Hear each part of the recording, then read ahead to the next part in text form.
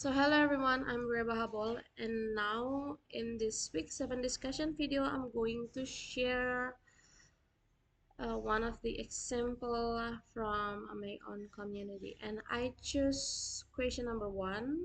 So I will read the question. Structural racism operates through system and institutions such as employment, housing, healthcare, and criminal justice that produce unequal outcomes even without overt racist intent. Can you identify an example from your own community or experience where structural racism might be at work? And how does understanding racism as systematic rather than just individual change the way Christians might respond to issues of racial justice?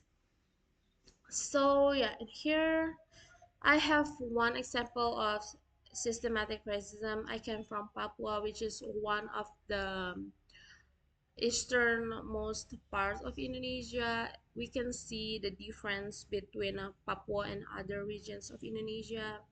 In Papua, there are still many remote areas with uneven infrastructure and development. One example of the systematic racism is the education. In some villages have school, but like there's no teacher, while others have neither teachers nor schools. And when the like back then, when the Dutch colonized Papua, they opened many missionary schools in the uh, and also in they opened in the remote areas